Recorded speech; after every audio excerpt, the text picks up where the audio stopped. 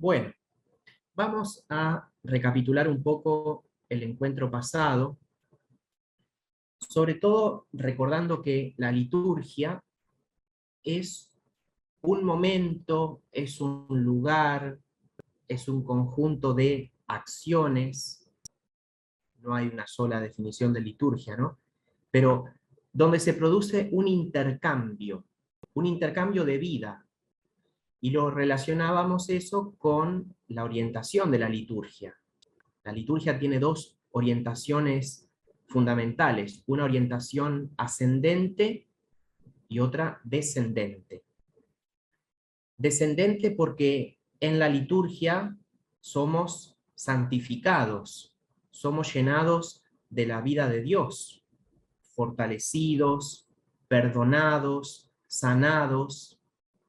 La liturgia como el conjunto de las acciones, ¿no? Veíamos que en primer lugar la liturgia es el conjunto de los sacramentos, no solamente. Veíamos liturgia de las horas sacramentales, pero si uno piensa en los sacramentos, cada sacramento otorga una gracia específica, ¿no? La gracia de la regeneración, la gracia de la configuración con Cristo de un modo más fuerte, el alimento para el alma. Pero bueno, uno resume diciendo que en la liturgia se produce nuestra santificación. Esa sería la dimensión descendente. Pero en el mismo acto litúrgico o la misma acción litúrgica tiene otro aspecto que es el ascendente. La liturgia también tiene una dimensión ascendente, que esto quiere decir que en la liturgia nosotros le rendimos culto a Dios. Veíamos que a Dios hay que honrarlo y lo poníamos como ejemplo al Gloria que cantamos en general en misa, ¿no? Todos los domingos del año, pero especialmente en las grandes solemnidades, también día de semana también. Decimos, ¿no? Gloria a Dios en el cielo y en la tierra paz a los hombres que ama el Señor. Por tu inmensa gloria te alabamos, te bendecimos, te adoramos, te glorificamos, te damos gracias. Entonces, esa dimensión ascendente de la liturgia es la principal también. Por eso hoy nos toca hablar del movimiento litúrgico. Veíamos algún texto la vez pasada de la Sacrosanctum Concilium como un resumen, ¿no? O una recapitulación de todo ese movimiento litúrgico donde el centro es Dios, tiene que ser Dios. De nuestra vida cristiana, ¿no? El alabarlo, bendecirlo, glorificarlo, darle gracias, o sea, Dios como al que se dirige, ¿no? Como la culmen de nuestra vida cristiana, y en ese mismo acto ascendente de la liturgia está la santificación de los que la celebramos. El catecismo de la Iglesia Católica se pregunta, ¿no? ¿Quién celebra la liturgia? Y eso es lo que vamos a ver un poquito hoy. En algún momento daba la sensación incluso que el que celebraba la liturgia era solamente el sacerdote, que el que le estaba rindiendo culto a Dios o el que le estaba hablando a Dios, incluso en una lengua que yo no entendía, ¿no? Es el sacerdote. No, celebra el Cristo total, dice el catecismo. O sea, la cabeza y los miembros. Celebra Cristo y celebramos los bautizados, celebramos los que formamos parte de su cuerpo, ¿no? La figura del cuerpo místico de Cristo también destacada por el Papa Pío XII. Así que digo, bueno, esto como recapitulación. Hoy el tema específico va a ser el movimiento litúrgico, sus etapas, los desafíos, por qué surge un movimiento litúrgico, por qué hay que redescubrir la liturgia, qué pasó, cómo se dio eso, sobre todo en el siglo XX. Comienzo entonces con un texto citando al Papa emérito Benedicto XVI, cuando siendo Papa visitó Irlanda en el 2012. En el 2012 visitó Irlanda porque pudo ir a clausurar un congreso eucarístico internacional. todos los años hay un congreso eucarístico, el año pasado y el anterior estuvo bastante reducido, pero bueno, se trata que en distintas ciudades del mundo pueda haber un congreso, o sea, donde el centro es Jesús, Eucaristía, ¿no? Con ponencias, con misas, con adoración, con el rezo del rosario y procesiones con el Santísimo, o sea, congresos eucarísticos. En ese contexto, ese congreso eucarístico, el Papa Benedicto, en el año 2012, escribió este texto. La gratitud y la alegría por una historia tan grande de fe y de amor se han visto recientemente conmocionados de una manera terrible al salir a la luz los pecados cometidos por sacerdotes y personas consagradas contra personas confiadas a sus cuidados. ¿Cómo se explica el que personas que reciben regularmente el cuerpo del Señor y confiesan sus pecados en el sacramento de la penitencia hayan pecado de esta manera? Sigue siendo un misterio, pero evidentemente su cristianismo no estaba alimentado por el encuentro gozoso con Cristo. Se había convertido en una mera cuestión de hábito. El esfuerzo del concilio estaba orientado a superar esta forma de cristianismo y a redescubrir la fe como una amistad personal profunda con la bondad de Jesucristo. El Congreso Eucarístico tiene un objetivo similar. Aquí queremos encontrarnos con el Señor resucitado. Le pedimos que nos llegue hasta lo más hondo. 2012. Habían explotado los casos de pedofilia en el 2010, año sacerdotal. Entonces el Papa, con mucho dolor, ¿no? Y después todo este tema también lo continúa el Papa Francisco, pero como que en esa época explotaron los escándalos en la Iglesia, ¿no? Digo, pero esto que se dice de los sacerdotes, que somos los que estamos adelante del Señor literalmente mucho tiempo, o vivimos al lado del Señor, digo, atrás de la pared que estoy yo está el sagrario, o sea, una presencia y la cercanía sacramental muy fuerte tenemos, ¿no? Pero digo, esto que se dice de los sacerdotes, se dice de todos los fieles. Uno va a la liturgia a encontrarse con el Señor resucitado. No va a cumplir un precepto. No va a misa, se lo digo a los nenes en la primera comunión, ¿no? A las familias en realidad. Uno no viene a misa en el periodo de catequesis para tomar la primera comunión. El fin no es la primera comunión. El fin es el encuentro con el Señor, que en un momento determinado se va a dar de modo sacramental en una ocasión, porque la primera comunión es una sola vez en la vida. Pero al menos en Argentina, como decía Monseñor Aguer, existe el mito de la primera comunión. La primera y última comunión en muchos casos. En muchos casos es así. Yo lo digo como párroco y lo sufro. Muchas familias no llegan a comprender, y este año, el año pasado también, estoy dando yo catequesis, o sea, me estoy esforzando al máximo de explicarles que no es el fin la primera comunión, sino un encuentro con el Señor que se reaviva y se tiene que fortalecer cada domingo, ¿no? Pero bueno, digo, esto que decía el Papa Benedicto, ¿no? El encuentro con el Señor resucitado, eso es la liturgia.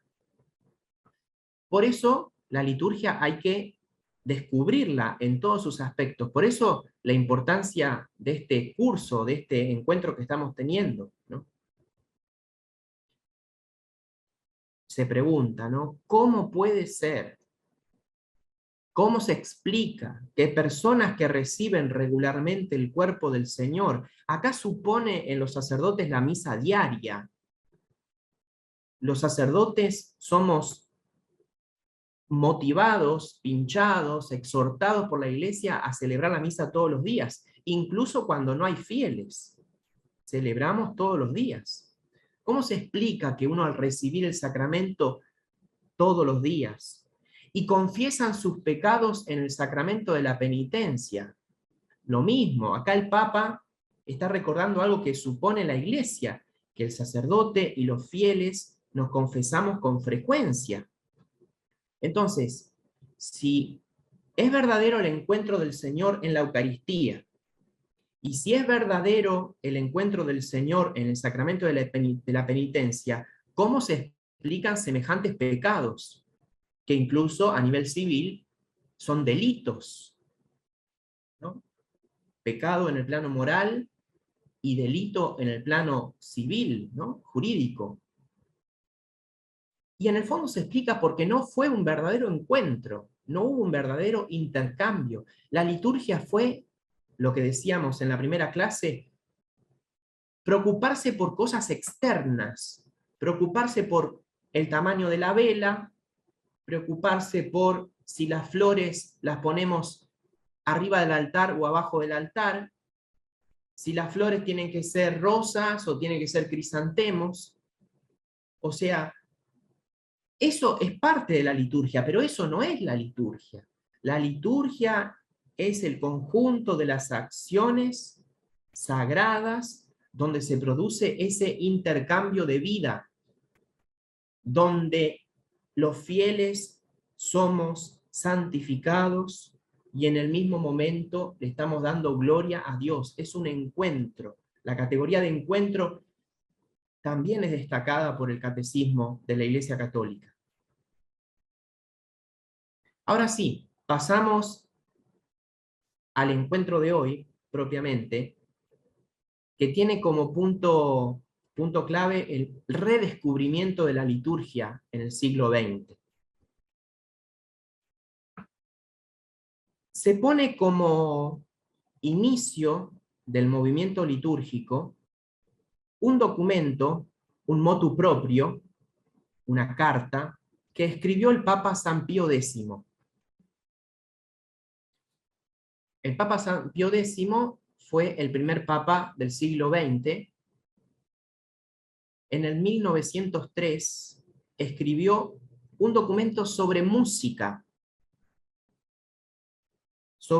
litúrgica, que lo escribió, y esas palabras, las primeras palabras del documento, son tra le sollecitudini.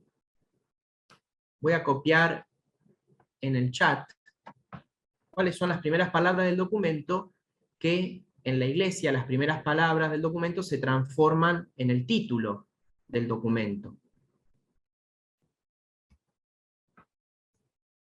Entonces, si ustedes ponen Trale Sollecitudine de Pío X, van a poder leer la carta, es muy breve.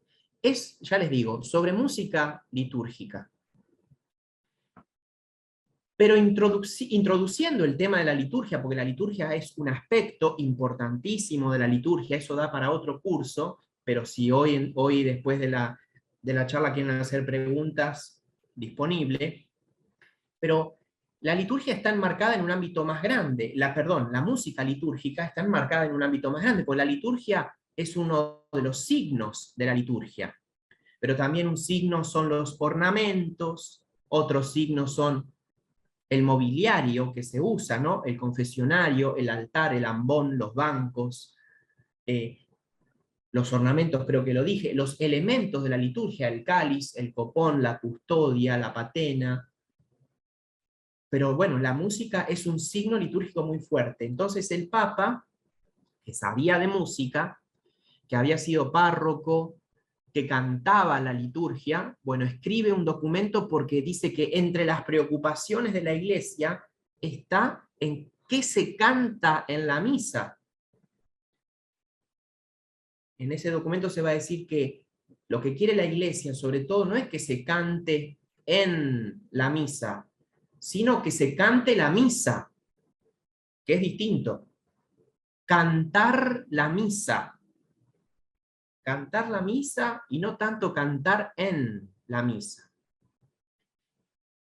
Bien, a mí la música me gusta mucho, por eso me voy por las ramas con la música, pero no, volvemos.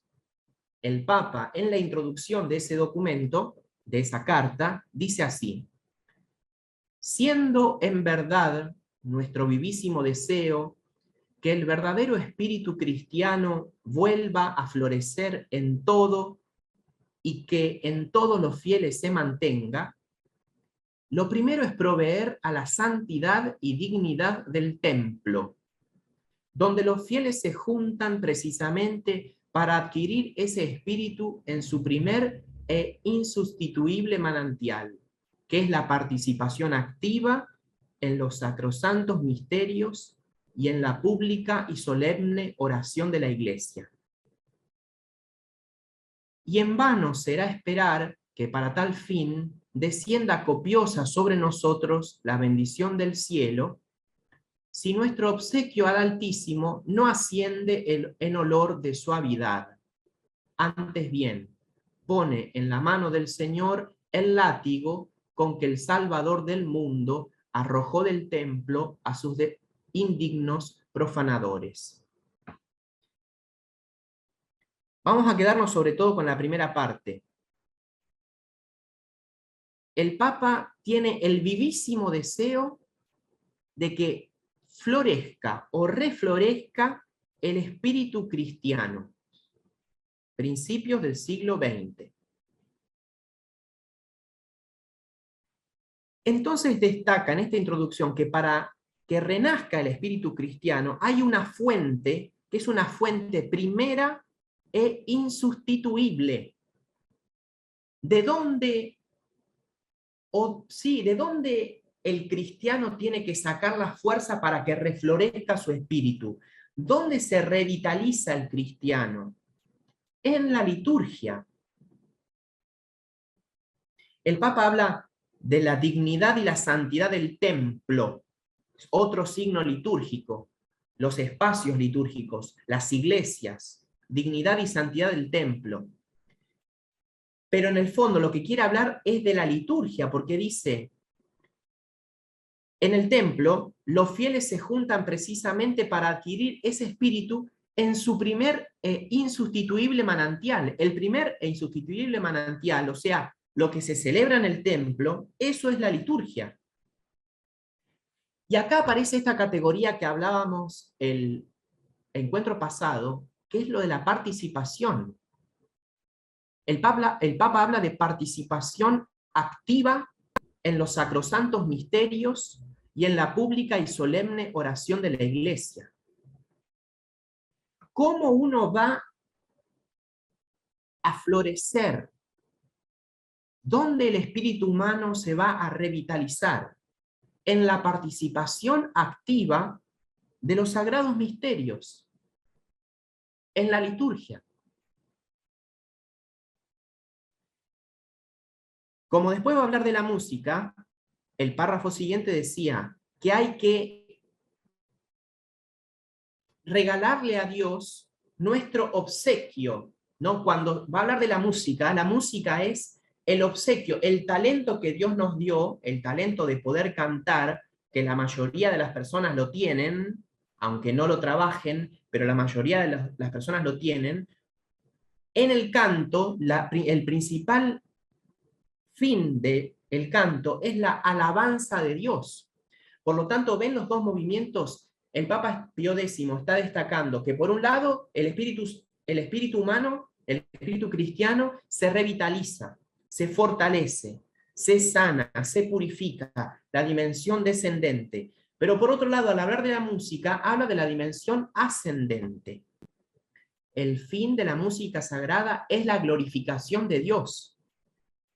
También va a ser la santificación, porque la persona que le canta a Dios también se santifica, se sana, se fortalece, ¿no? El fin de la música litúrgica, igual que de la liturgia, es la glorificación de Dios y la santificación de los fieles.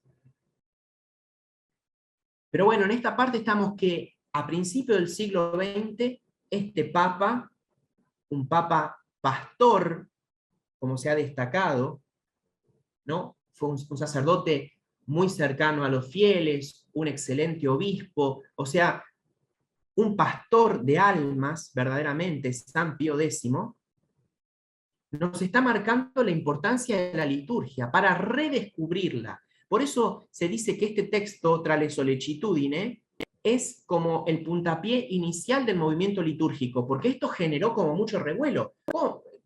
¿Por qué tiene que florecer? Él dice, nuestro vivísimo deseo es que el espíritu cristiano vuelva a florecer. ¿Qué? ¿Se había marchitado? Sí, se había marchitado. Si el Papa está diciendo que vuelva a florecer, evidentemente en un momento floreció, pero después se cayó la flor. Dice que vuelva a florecer. Y dice, en todo y en todos se mantenga ese espíritu cristiano. Lo primero es proveer a la santidad y dignidad del templo. Va a tratar el tema de la música, pero digo, lo que a nosotros nos interesa es que la liturgia es primer e insustituible manantial para que el espíritu cristiano florezca. Bien. La pregunta sería ahora, ¿por qué tenía que reflorecer? ¿Qué pasó en los siglos anteriores? Nosotros hicimos un recorrido histórico bastante rápido de cómo la liturgia había sido estudiada como ciencia. Pero ¿qué pasó en el alma de los fieles? ¿Cómo se estaba viviendo la liturgia? Para que haya un movimiento litúrgico, así como hubo un movimiento litúrgico, también un movimiento bíblico, porque lo mismo, el tema de la Biblia fue algo para redescubrir la riqueza de la palabra de Dios. Eso va a ser parte incluso del movimiento litúrgico, pero digo, hay todo un movimiento. La iglesia siempre, en latín se dice, ecclesia semper idem et semper reformanda. La iglesia es siempre la misma, porque si cambia la identidad, cambia la iglesia, pero por otro lado, siempre reformanda, siempre necesitada de renovación, de reforma, sin cambiar lo esencial, porque somos el cuerpo místico de Cristo, ¿no? Pero hay cosas que... Entonces, sobre todo digo en el siglo XX, grandes desafíos entonces que asume el movimiento litúrgico. En primer lugar, se había producido una separación entre la teología sacramentaria y la liturgia. Hablábamos que, sobre todo después del Concilio de Trento, siglo XVI, donde surgen los seminarios, donde se organiza el estudio de la teología, también van surgiendo los manuales de teología. Y un manual es una cosa muy valiosa, porque tenemos a mano una síntesis, algo sistemático. Es importante un manual como guía. Pero ¿cuál fue el riesgo y cuál fue la consecuencia del estudio manualístico? O sea, de no ir a las fuentes, por ejemplo, sino que leer en un manual que te citan aquella fuente, pero en vez de ir a la fuente, ir al libro de San Agustín y abrir el comentario a los salmos que tiene San Agustín, yo en un manual leo una cita del comentario a los salmos. ¿Se entiende? O sea, está buenísimo, es muy práctico, pero el estudio manualístico lo que trajo como consecuencia fue la fragmentación de la teología también. Se empezó a fragmentar la teología, que es una sola ciencia, theos y logos, el logos sobre Dios, el estudio, la razón, la inteligencia de Dios, eso significa teología. Pero bueno, la teología se empezó a fragmentar, y acá hubo una fragmentación muy importante entre los sacramentos y la liturgia.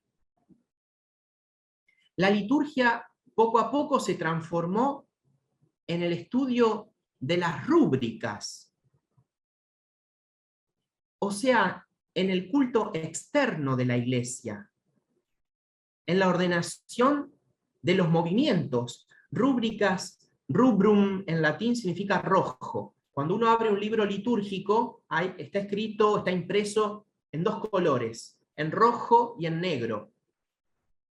En rojo lo que tengo que hacer, en negro lo que tengo que decir, las oraciones, las lecturas. Pero ¿a qué se redujo la liturgia? Al estudio de las rúbricas, a preocuparse por lo que tenía que hacer. Por eso veíamos el aspecto jurídico de esto. Y por otro lado, el estudio de los sacramentos. Y los sacramentos estudiados en algunos aspectos o algunos problemas específicos. ¿Por qué? Porque en el siglo XVI, con todo el movimiento protestante, Lutero, Zwinglio, Calvino, habían ido contra la eficacia de los sacramentos. Como que los sacramentos no tenían un valor en sí mismos, sino que dependían de la fe de la persona que lo recibía. Entonces, el bautismo va a ser válido si yo tengo la fe y si quiero recibirlo, el bautismo. Por eso no hay que bautizar a los niños, porque los niños no quieren. ¿Se entiende? No hay conciencia. Entonces, el sacramento no depende, no tiene un valor en sí mismo, sino que depende del que lo recibe, o peor, del que lo administra. Si el sacerdote está en pecado grave, no es válido, no es válida la misa. Pero bueno, no, esos son errores. Entonces, para frenar todos esos errores, la teología de la Iglesia profundizó en la eficacia de los sacramentos. Los sacramentos producen lo que significan. Acá está el tema del ex opere operato. Por la virtud misma del sacramento se produce lo que se está significando. Pero bueno, los sacramentos se los estudia en sí mismos, el ministro, la gracia que produce, cuáles imprimen carácter, quién los instituyó, la institución de parte de Cristo fue algo puntual o fue algo genérico. O sea, tiene mucho valor estudiar los sacramentos así. Pero se dejó de estudiar, o sea, se separó las rúbricas de la teología del sacramento.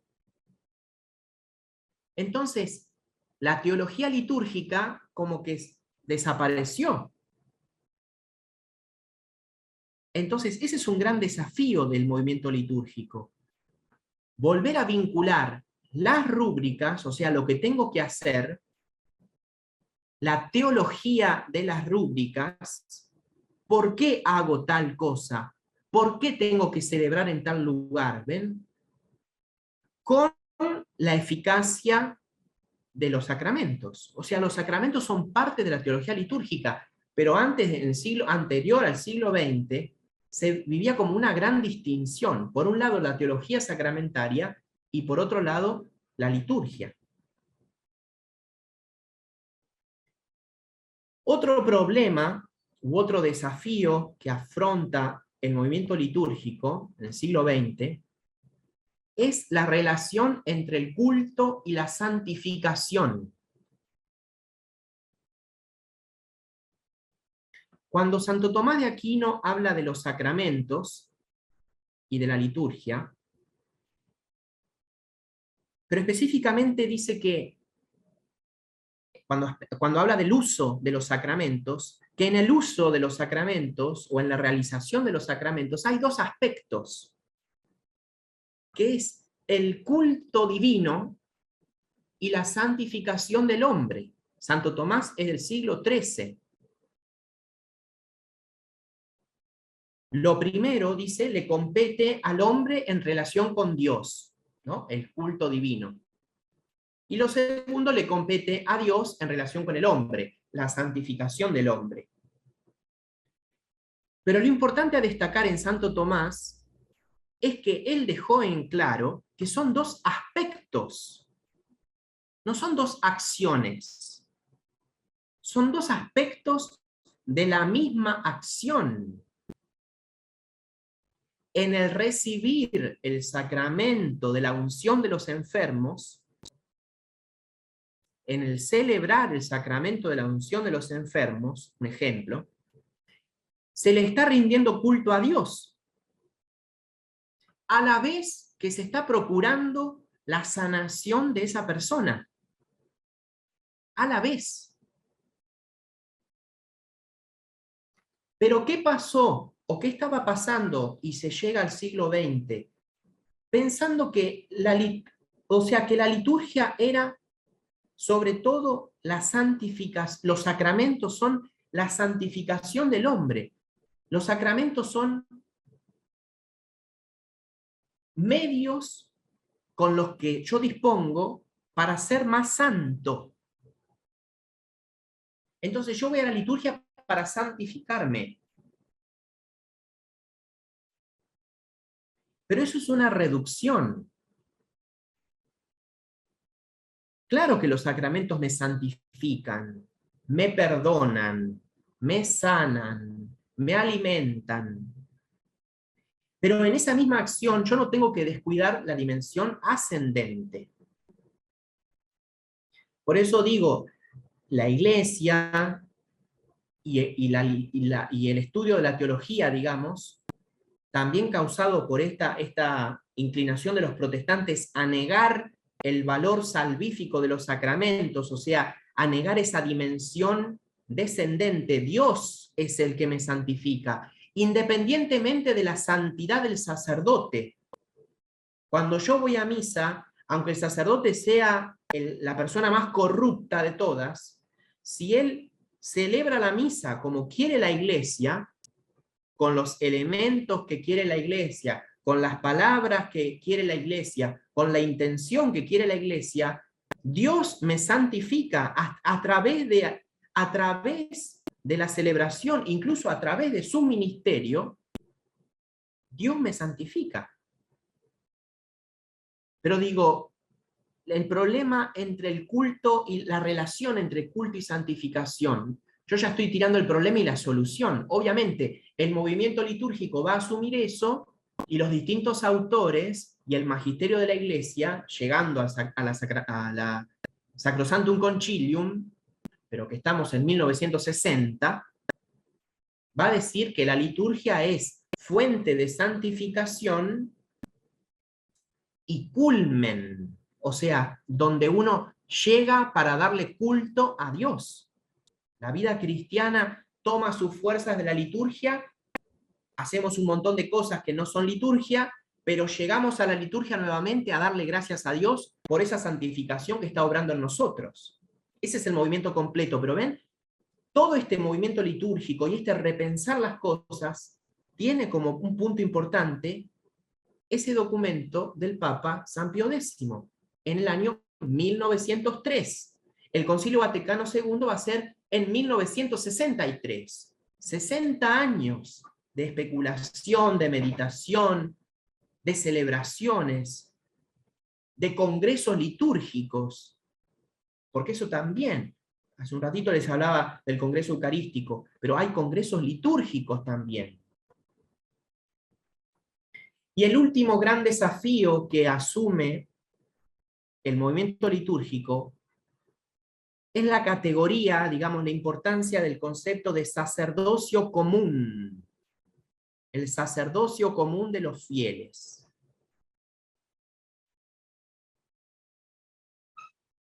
O sea, en su momento se pensaba que el que celebraba la liturgia era el sacerdote.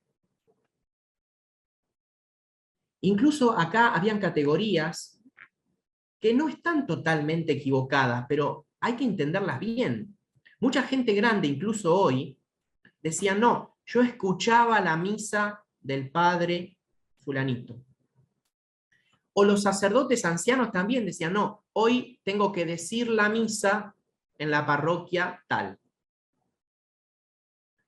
Es verdad, los fieles escuchan muchas oraciones de la misa. Es verdad, el sacerdote es el que habla en su mayoría, en la mayoría del tiempo en la misa. Pero la misa no consiste en decir y en escuchar. Los fieles hacen la misa también. Por eso, digo, fruto del movimiento litúrgico va a estar la clara distinción entre sacerdocio ministerial y sacerdocio común de los fieles, con una distinción esencial. Son esencialmente distintos, pero recordemos lo que dice San Pedro, que somos un pueblo sacerdotal.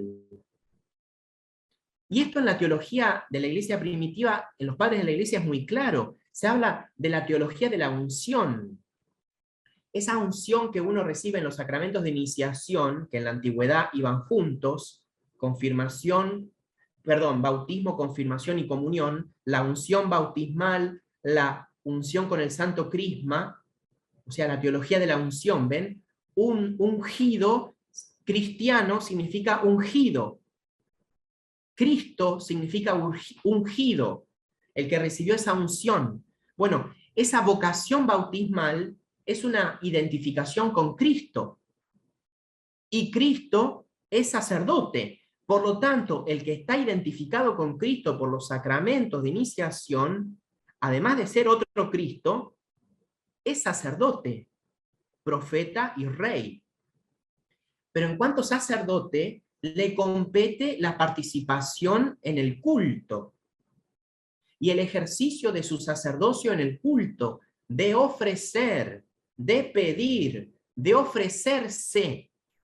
En el ofertorio no solamente en la misa, no solamente ofrecemos cosas. En primer lugar se ofrece la voluntad del Hijo al Padre en el Espíritu Santo. Se ofrece pan y vino, se ofrece dinero, pero sobre todo el ofertorio es para ofrecerse. ¿Quién puede ofrecer? El sacerdote. Los fieles son sacerdotes. Hay un canto muy español, pero que se ha difundido por muchas partes del mundo. En la diócesis de La Plata se lo suele cantar en la misa crismal. Pueblo de reyes, asamblea santa, pueblo sacerdotal, pueblo de Dios, bendice a tu Señor. O algo parecido. Pero sobre todo esto, pueblo sacerdotal. Guarda a los platenses, digamos, o a los que conocen ese canto. El pueblo sacerdotal no son los sacerdotes que están entrando en la procesión de entrada. No solamente, ven, el pueblo sacerdotal somos los que estamos celebrando la liturgia. Por eso uno no va a misa a escuchar, va a hacerla la misa. El tema 1903, el Papa San Pío X habla de participación activa de los fieles, no como meros espectadores. Por eso ven, esta categoría de participación es una idea muy fuerte en el siglo XX. Es una idea muy fuerte en el movimiento litúrgico. Bueno, estos tres desafíos entonces, el incorporar los sacramentos a la liturgia, el que la liturgia o el culto tiene que ver con la santificación, y esto del redescubrir la dimensión sacerdotal de los bautizados, llega al movimiento litúrgico. El Papa San Pío X, además de preocuparse de la música,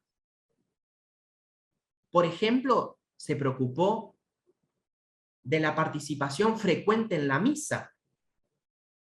En 1905 escribe un documento exhortando a la participación frecuente de la misa, o sea, la misa diaria incluso. Porque sí, hay personas que participan el domingo, buenísimo y es fundamental, y es la base, digamos. Pero si uno redescubre la presencia del Señor resucitado en la Eucaristía, ¿Cómo no ir a misa o por qué no ir a misa también el día de semana? Entonces el Papa lo recuerda y la importancia de la comunión frecuente. Porque me estoy dejando alimentar por Dios. Mi alma con la Eucaristía, y él destaca, por ejemplo, recibir la comunión frecuente, previene de pecados graves. La persona que verdaderamente recibe la comunión se está fortaleciendo. Además, eso es lo que decíamos, ¿no? La unión con el Señor. Otro hito importante en este llevar a las personas a la liturgia, ¿no? El movimiento litúrgico tiene eso, llevar a las personas a la liturgia llevarla a las personas, a los fieles. El tema de la comunión de los niños. El Papa San Pío X, patrono de los catequistas, que era un gran catequista, también por esto, ¿no? De bajar la edad de la primera comunión para los niños. Cuando el niño ya sabe, distingue entre el pan de la panadería y el pan de la misa, cuando puede hacer esa distinción por abstracción, ¿no? Intelectualmente, ya es un signo de que está preparado para recibir la primera comunión. Porque va a saber que en la comunión hay un pan que ya no es pan, pero fue pan y es un pan eucaristizado. Es un pan en el que está escondido el Señor. Cuando el niño sabe distinguir eso, signo de que ya puede recibir la comunión. Bueno, el Papa San Pío X, ¿no? Llevar los niños a la liturgia. Y después del Papa, grandes personajes, digamos, podemos distinguir 3 etapas en el movimiento litúrgico. Una primera etapa en Francia, porque les decía, el Papa generó todo un revuelo con ese documento y otros. Entonces, autores como Baudin o Festouchier, en Alemania Romano Guardini, Odo Kassel, Schuster. También la figura acá del Papa Pío XII. Hablamos del documento de liturgia del Papa Pío XII citado en la Sacrosanctum Concilium, que se llama Mediator Dei. El Papa Pío XII también convoca un congreso litúrgico en Asís, en 1959. Y autores como Junman, Bagaglini o Bouillet. Una primera etapa.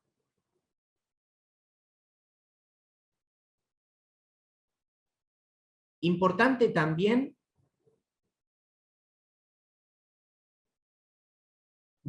Baudin, Guardini y Mediator Dei. Esas son las 3 etapas. Perdón que me confundí. 3 etapas. 1909, 1914 en Francia. 1918, 1939 en Alemania.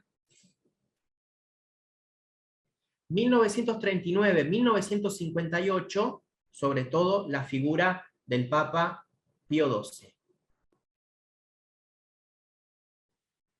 Existe un directorio sobre la piedad popular y la liturgia.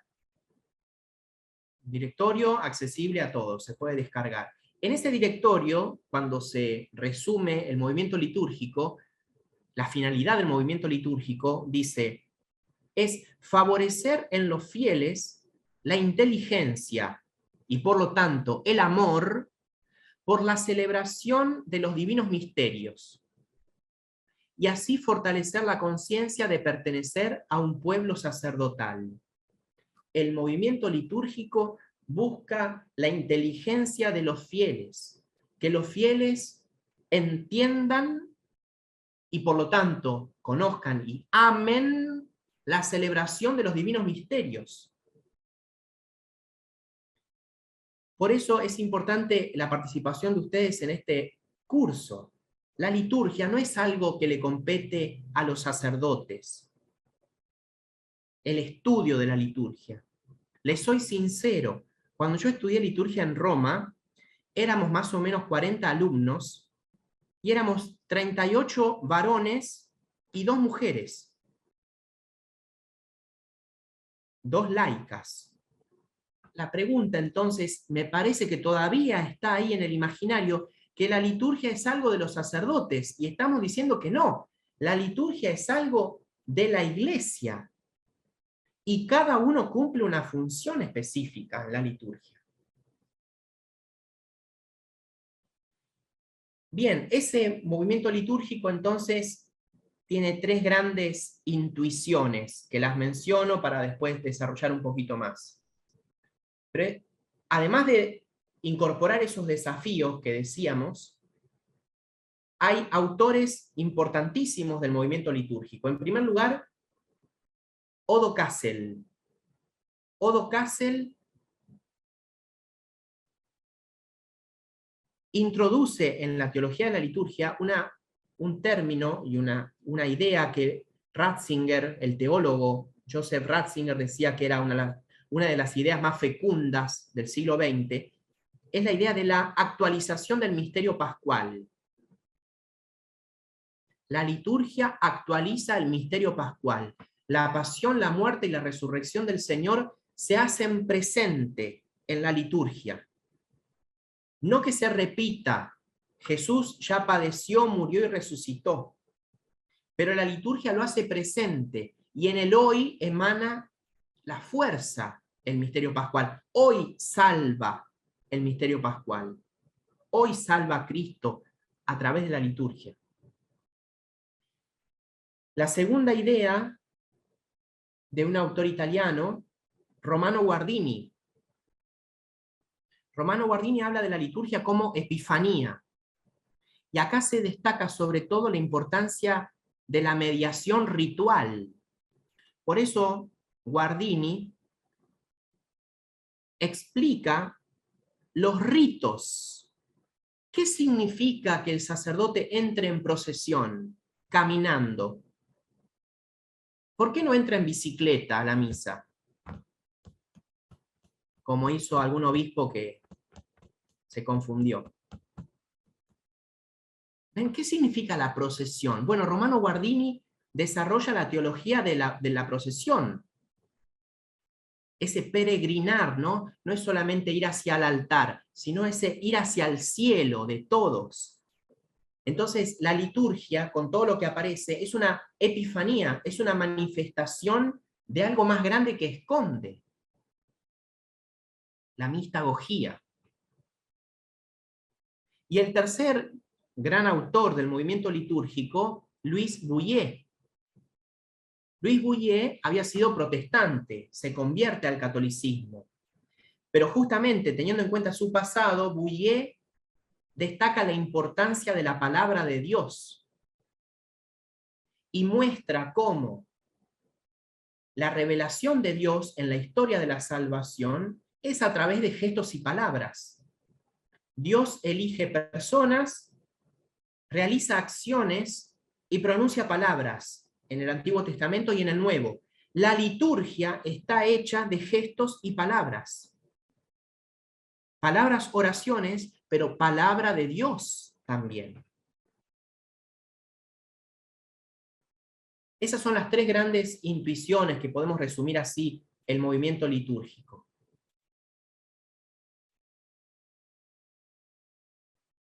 Resumiendo, la liturgia entonces es el lugar, el momento, el conjunto de acciones donde somos santificados y le rendimos ese culto a Dios, que tiene que ser verdaderamente un intercambio de vida. Cor ad cor loquitur, decía el cardenal Newman. El corazón que le habla al corazón. La liturgia tiene que ser eso. El corazón humano que le habla al corazón divino. Y el corazón divino que siempre habla, pero al que hay que escuchar. Cor ad cor loquitur. El corazón que le habla al corazón. Y la importancia entonces de que hubo un movimiento litúrgico que se mantiene, ¿no? En distintas partes del mundo. Yo me considero parte del movimiento litúrgico, al haber estudiado liturgia, me considero un difusor, digo, trato de vivirlo y me doy cuenta de la importancia de que esto se difunda, ¿ven? pero no soy uno de los autores principales del movimiento litúrgico. Por eso cuando ustedes encuentren un libro de Bouillet, un libro de Odo Kassel, de Bagaglini, ¿no? Que seguramente deben tener, ¿no? De Romano Guardini. Romano Guardini es el autor, un autor fuente principal del cardenal Ratzinger. Incluso Ratzinger habrá que redescubrirlo, en algún momento habría que ofrecer una charlita, un curso sobre la teología del cardenal Ratzinger, Papa Emérito, Benedicto XVI. Bueno, hasta acá la clase de hoy. ¿Alguna pregunta, algún comentario? Estamos disponibles. Bueno, hermanitos, si quieren hacerle alguna pregunta al padre, pueden usar su manito virtual, o si no, con calma y tranquilidad, ir preguntando. Yo me recuerdo, padre, en haber estudiado el profesorado de historia en profesorado católico, y tuvimos teología 4 años, haber leído Guardini y todos los autores que estaba diciendo. Muy, muy emocionada por recordar épocas de mi vida. Bueno, Alba.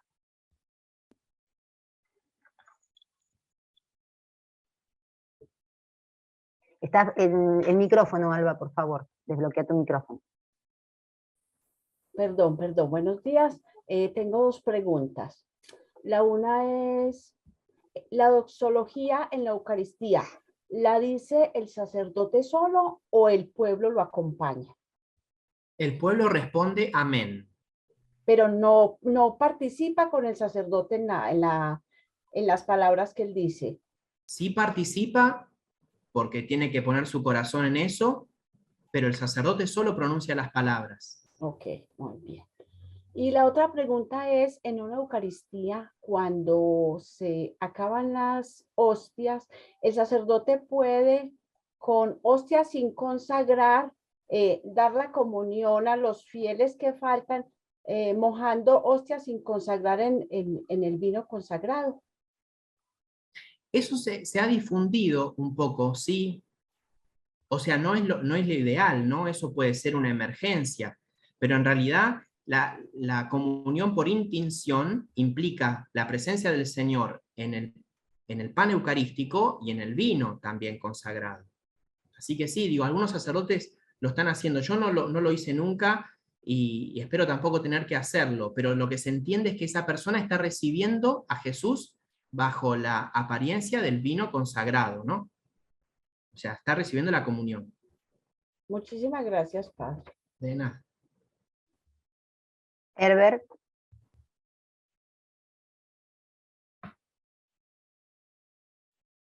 Herbert. Buenos días. Ah, sí.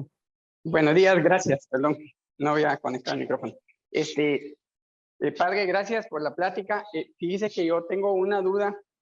Yo vivo en Guatemala y bueno, en otros países también he visto que en cuestiones de rito ha variado un poco. Fíjese que yo era monaguillo antes y pues siempre la misa solemne, ¿verdad? Pero últimamente he visto que han introducido muchas cuestiones culturales. Por ejemplo, en una ordenación de un obispo de una diócesis, pude ver que como ahí hay cultura garífuna, en el momento de la procesión de las ofrendas, ellos iban bailando su música cororó, le llaman aquí, ¿verdad? O música pulsa, con tambores y haciendo toda su danza. Entonces yo lo vi realmente mal, a mí me sorprendió de cómo se incorporaron esas cosas, ¿verdad? Que se salen un poco de lo que usted hablaba, de que la música litúrgica es para Dios, y pues el momento de la misa, pues es un momento de, por decirlo con mis palabras, de conexión, ¿verdad? De nuestro corazón hacia Dios. Entonces sí me sorprende eso, y eso es lo que le quiero preguntar. O sea, sí la iglesia sí está dando apertura a que se hagan ese tipo de bailes, de decir, porque realmente es un baile que se hace, que se hizo en el momento del ofertorio, y a mí me sorprendió mucho, ¿verdad? Bueno, eso tiene que ver con la inculturación. Es un tema que yo no manejo en precisión, pero eso está regulado por cada conferencia episcopal. Hay cosas que son propias del rito y hay otras cosas que son adaptables y permitidas, ¿no? Incluso existe el concepto de danza religiosa o danza sagrada, ¿no? Pero cómo se introduce en la liturgia no siempre es de una manera feliz, digamos, ¿no? Pero ya le digo, todo eso está regulado por cada conferencia episcopal en todo caso. Bueno, yo lo que les pido que las preguntas sean sobre lo que yo dije, si hay alguna aclaración, alguna pregunta, porque saben que quisiera agregar una sexta clase, digamos, sexta charla, para que ustedes pregunten lo que quieran. O sea, un día que yo no hablo, prácticamente no expongo, sino que hablan ustedes, porque hay un montón de inquietudes, me imagino. Pero este momento, digamos, es por si hay algo que quieran destacar o algo, alguna pregunta que hacer específicamente sobre lo que yo dije hoy, el movimiento litúrgico. Bien, gracias, padre. Florcita. Buenos días, padre. Buenos días a todos los hermanitos. Santo día desde Duitama, Boyacá, Colombia. Padre, a mí me quedó un momentico la duda, no sé si fue que tal vez no entendí, cuando su merced nos dijo que cuando el sacerdote estaba en pecado mortal y hacía la Eucaristía, esa Eucaristía no era válida. Pero padre, nosotros como fieles, al estar el sacerdote en el altar, pues nosotros no tenemos ni idea posible de que esté en pecado mortal. Al comulgar nosotros con ese sacerdote, a nosotros no nos compete ese pecado que él tenga y el Señor nos va a recibir con amor esa Eucaristía que nosotros hicimos, o estamos cometiendo nosotros también algún ultraje o alguna herejía. Y otra preguntita, pues qué pena, padrecito, yo me acaba de decir que de lo que se vio, pero me quedó, tengo una solicitud. Resulta que yo hablé con mi sacerdote aquí de la parroquia sobre el canto de los cumpleaños en una Eucaristía. Y él me dice, si estás estudiando liturgia, regálame donde dice que no podemos tener ese canto dentro de la Eucaristía y que el suspender la campanilla es antilitúrgico. Entonces, pues quisiera que me ayudaran esas dos partecitas, Padre. Dios te bendiga y muchas gracias. Bueno, lo del cumpleaños lo dejamos para otro momento, pero solamente le digo esto. En la liturgia tampoco está prohibido que uno entre caminando con una vaca y le ponga pasto arriba del altar, ¿no? Entonces, no quiere decir que no está todo escrito, ¿no? Bien, eso en primer lugar. Pero sobre todo me parece mucho más importante lo otro. O sea, yo puse como ejemplo la creencia de algunas personas en su momento protestantes. O sea, los católicos creemos que aunque el sacerdote esté en pecado, la misa tiene validez igual. Eso fue una disputa incluso en la época de San Agustín, donde se juzgaba había un obispo llamado Donato, la eficacia o la validez de los sacramentos de acuerdo a la santidad del sacerdote. Pero la Iglesia es muy clara hace siglos. No depende de la santidad del sacerdote los frutos que se produzcan en la misa, sea en los fieles como un fruto subjetivo o el fruto objetivo en la Eucaristía de la transubstanciación, por ejemplo, ¿no? Entonces, no, yo dije todo lo contrario. O sea, es verdad que no se puede saber si el sacerdote está en pecado mortal o no, pero aunque lo esté, el sacramento tiene su importancia y validez igualmente. Ok, Padre, Dios te pague, muy amable. Gracias. Susana. Sí, buenos días, padre. Disculpen la voz. Mi pregunta es, si San Pío X habló sobre cómo hay que cantarle también al pueblo, bueno, yo he visto que se ha desviado mucho el canto en las misas, que, bueno, al menos en el pueblo donde yo estoy, se escucha mucho que el mariachi, a veces conjuntos, coros con conjuntos que más bien parece música de afuera que música religiosa. Entonces, está uno a veces en la misa y se escucha los ritmos y todo eso que hace mover a veces el cuerpo, y en lugar de uno estar adentrado en sí mismo para la celebración del misterio, pues una vez se distrae con los ritmos y todo eso que ponen en las músicas de hoy. ¿sí? Bueno, por eso yo les aconsejo la lectura completa, empezando por San Pío X, pero la Iglesia tiene todo un magisterio musical, incluso en el compendio del Catecismo de la Iglesia Católica. El último documento magisterial así fuerte, a nivel condensación de enseñanza magisterial, es el compendio del Catecismo de la Iglesia Católica. En el número 239 del compendio, se habla de cuáles son los criterios para admitir un canto a la liturgia. La santidad del texto, la ortodoxia del texto, la calidad de la música, ¿no? Que se respete el momento del sacramento, ¿no? Si un canto de entrada es un canto de entrada, un canto de comunión es de comunión, ¿no? Cada canto tiene un momento específico para hacerse. Entonces ya les digo, esto para un curso, pero en el fondo lo más importante es esto: la música litúrgica tiene como fines los mismos que la liturgia, o sea, glorificación de Dios y santificación.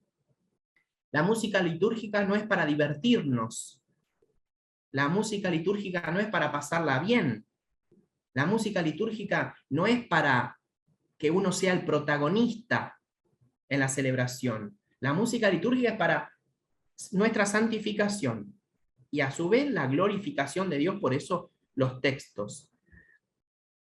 Ya les digo, el número 239, si no me equivoco, es el que habla de la música litúrgica. Si no, van al Catecismo de la Iglesia Católica, en la segunda parte, cuando se habla de cómo celebrar, uno de los signos que se explica es la música litúrgica. Muchas gracias, padre. Omar, Tengo tiempo para una preguntita más. La sí, próxima es solamente Omar. Buenos días, padre. ¿Me escucha? Sí. Padre, bueno, mi pregunta nada más es si me podría, por favor, volver a repetir el nombre de los libros que nos dio terminando, bueno, la clase que nos está dando. Sí, autores. En realidad yo mencioné autores importantes como Sí. Romano Guardini, Sí. Luis Boucher se escribe, Boucher con Y, acá en el Río de la Plata se pronuncia así la Y, ¿qué va a ser? Bouyer. Bagaglini es un autor italiano, es un manual, ¿no? Odo Kassel. Okay. Así que, bueno, son distintos autores del movimiento litúrgico, pero si vos googleás movimiento litúrgico, te van a aparecer. Y sobre todo para este estudio que hacemos de la liturgia, no es la finalidad del curso, ¿no? Pero estudiar la segunda parte del catecismo de la Iglesia Católica. Porque esos no son teólogos, no son autores aislados, es la misma Iglesia la que nos habla de la liturgia. Toda la segunda parte del catecismo de la Iglesia Católica. Son como 600 números donde se habla de todo esto. Claro, este curso implica un estudio y un recorrido también por la ciencia litúrgica, por eso hoy vimos todo el movimiento. Pero, digo, importante tener como referencia lo que la misma Iglesia nos da, más allá de lo que yo diga. El catecismo de la Iglesia Católica, la segunda parte, todo sobre liturgia. Y siempre yo doy materias que implican, cuando doy en el seminario, implica el estudio de toda la segunda parte del catecismo. Digo, también hago hincapié en las notas al pie de página. Cuando uno va a las notas, ahí ve de qué se está citando, cuáles son las fuentes de la misma Iglesia, qué autores cita, qué documentos cita, qué santos son citados, ¿no? Qué teólogos, qué padres de la Iglesia. Ya les digo, la segunda parte del catecismo de la Iglesia Católica es fundamental. Es lo que más recomiendo, más que los autores. Hoy vimos autores por el tema del día, ¿no? Pero más que los autores, la segunda parte del catecismo de la Iglesia Católica y el complemento en el compendio. Porque el compendio son preguntas y respuestas. Es como un poco más didáctico, si se quiere. Pero las dos herramientas nos las da la Iglesia y uno recibe eso humildemente. Ok, entonces se podría decir, bueno, acabo de terminar de leer el libro de San Luis María Griñón de Montfort y estoy por empezar a estudiar lo que es exactamente el catecismo de la iglesia. No sé si entonces voy bien o me estoy enredando ahí. Bien, lo que pasa es que Montfort tiene que ver sobre todo con la espiritualidad mariana, ¿no? ¿Habrás Ajá, leído sí, algún tratado de él? Bien. La liturgia, obviamente que está metida la Virgen ahí, ¿no? claro. Porque se va a estudiar el rol de la Virgen en la liturgia, ¿no? El rol de los santos. ¿Qué tipo de culto se le rinde a la Virgen? Es un culto distinto al que se le rinde a Dios y el que se le rinde a los santos.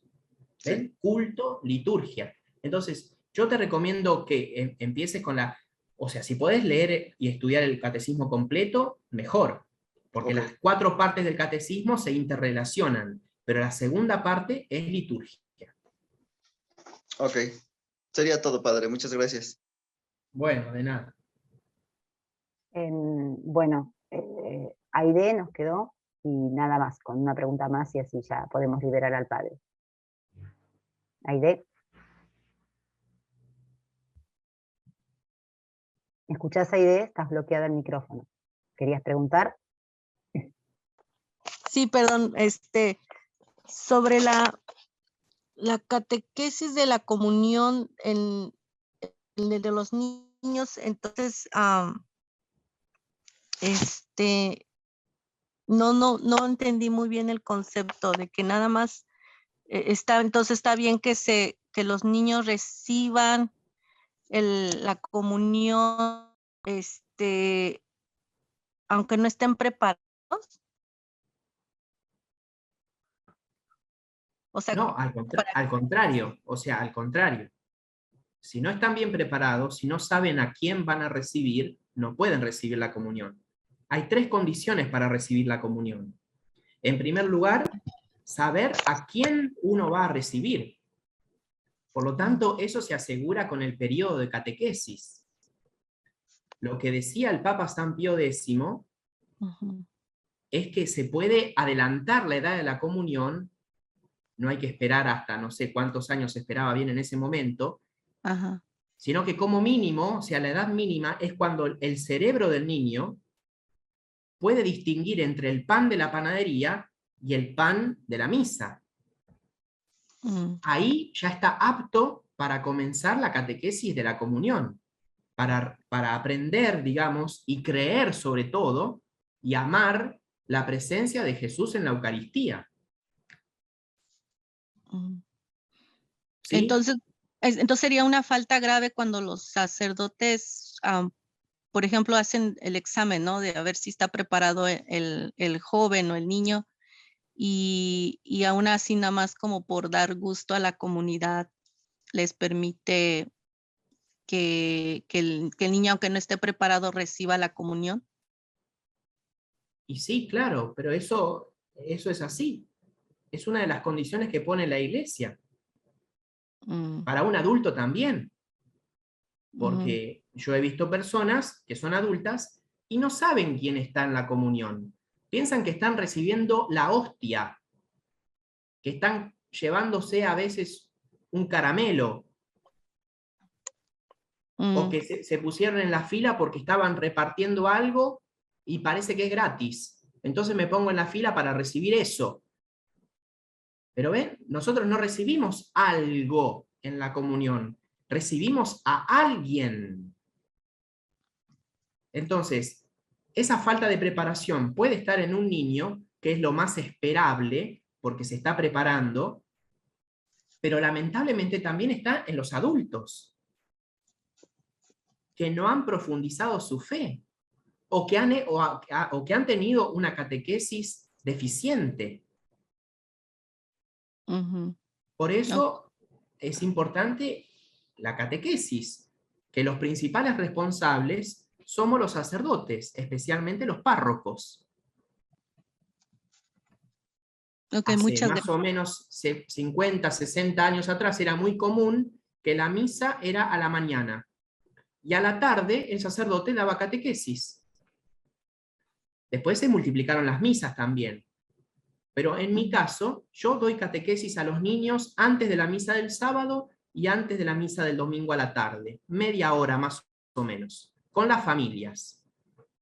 Pero Gracias, digo, padre. no, es un ejemplo que pongo de mi vida, ¿no? Saben que tenemos unos minutitos más, hasta y media puede ser, así que si alguien tenía una pregunta, porque recién me mandaron un mensaje, así que ganamos unos minutos. A ver, Gracias, padre, por su...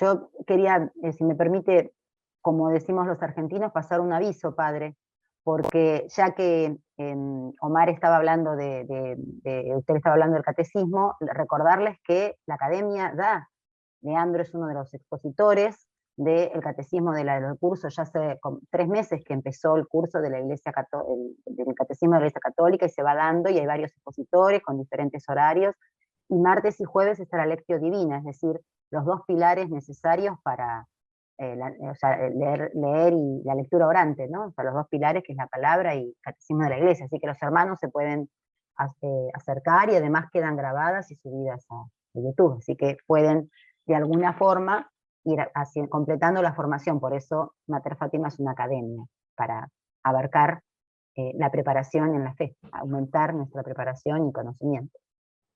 ¿Algún hermanito quiere decir alguna pregunta más?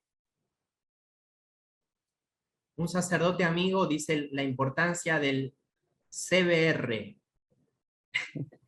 El CBR, ¿vieron? Catecismo, Biblia y Rosario. CBR. Muy bien, padre. Práctico y sencillo. Tal cual.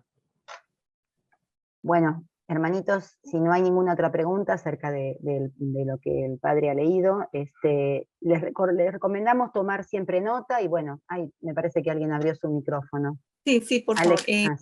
Mi nombre es Alexandra, estoy hablando desde Neiva, Colombia.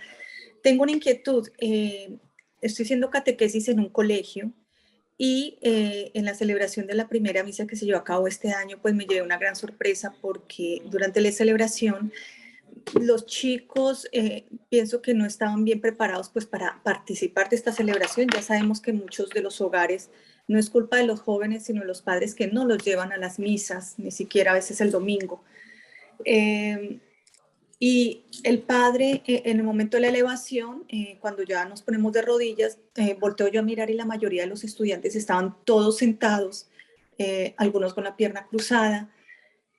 Pues me llevo una gran sorpresa, porque bueno, es el momento más especial y solemne de la Sagrada Eucaristía. Y me llama la atención de que en ese momento, no sé si es que no se puede, ahí va mi pregunta. En un momento de estos, donde vemos que es por falta de conocimiento de las personas, uno asume que están participando en ese momento de la misa, el padre puede en ese momento detenerse y hacer un llamado fraternal a los que estamos asistiendo en ese momento a la celebración, a los fieles, o simplemente porque él continuó común y corriente, o sea, él siguió la celebración así hasta que en algún momento alguien les dijo levántense, y que ya comenzamos todos pues como a hacerle cara a los que sabíamos que íbamos a estar en ese momento de rodillas, indicándoles. De pronto yo quedé con el sinsabor, bueno, el sacerdote, porque en ese momento no hizo una corrección fraterna o no le recordó a los jóvenes que ese es un momento especial y sagrado en el momento de la Eucaristía.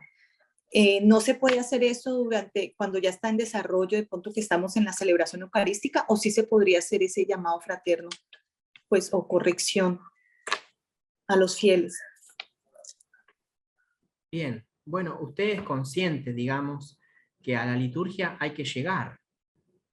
Entonces, esto de estudiar la liturgia hace que uno llegue mejor preparado, como usted misma dijo, ¿no? Los chicos no tienen la culpa, entonces hay que ayudarlos. La celebración misma de la misa, la celebración en adoración, es importante para ellos, porque ellos también van descubriendo que en la misa uno está adorando. Entonces, el hecho mismo que ellos hayan participado me parece algo valioso. Pero yo, especialmente yo, me parece que es algo en prudencia, aprovecharía en todo caso después de la celebración o antes de la bendición final para decirles algo. No interrumpiendo en ese momento. Porque el sacerdote también, digamos, como dice usted, no es que nosotros decimos nos chupamos el dedo, ¿no? Como si fuese un bebé. No, uno se da cuenta, pero uno muchas veces tolera y soporta y sufre, ¿no? Pero eso puede ser, digamos, yo lo tendría en cuenta para una próxima celebración, lo tendría en cuenta para antes de la misa, la próxima misa que celebre con ese grupo de chicos. Es en un colegio, yo soy docente también, yo iría a ese salón a comentarles, o sea, a prepararlos para la próxima celebración, pero no los retaría, no les llamaría la atención, porque digo, andás a ver, digo, cómo llegaron en esas condiciones, ¿no? A la consagración. No saben, evidentemente, no saben. Pero en mi caso, por ejemplo, cuando en el momento de recibir la comunión, los nenes que se están preparando para la comunión suelen estar adelante, yo en el momento de la purificación, sin mirarlos, o sea, porque el sacerdote, para no llamar la atención sobre mí, pero sin mirarlos, con un tono muy tranquilo, que no los estoy retando, pero un tono medio de meditación, los exhorto, les digo, este es el momento más importante de la misa. Porque claro, los nenes de 9, 10 años a veces están murmurando por ahí. Pero en vez de decir, ¡shh! ¡Cállense la boca! No, ¿ve? Les digo, bueno, este es el momento, ya empiezo a hablar despacito, ya bajó el murmullo. Y se hace un silencio absoluto. Digo, este es el momento más importante de la misa, el momento de la comunión, es el momento de unirse con Jesús. Entonces, no, porque si no queda como que la misa pierde su foco, pierde su orientación, si uno hace de la misa el momento de la instrucción. Hay momentos para instruir. Al inicio, ¿no? La preparación para la misa, después de la señal de la cruz, en la homilía, en los avisos finales, pero yo no interrumpiría un momento como sacerdote. Sí les pediría ayuda a los que están en la asamblea, que alguien se acerque, si se armó todo un revuelo, decirles algo en todo caso, pero yo como sacerdote, yo no lo diría desde el altar, no.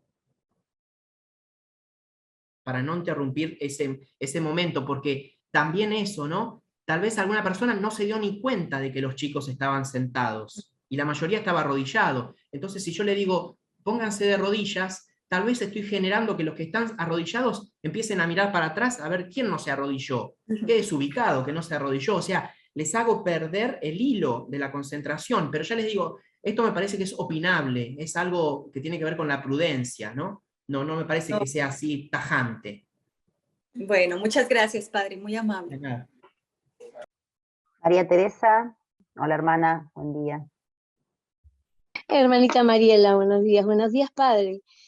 Padre, por ejemplo, nosotros aquí en la parroquia, yo vivo en Perú, soy peruana, vivo en un lugar en el norte del país, ¿no? Y aquí en nuestra parroquia, por ejemplo, el monitor, la persona que apoya al padre durante la celebración eucarística, antes de la consagración, dice a los hermanos, ¿no?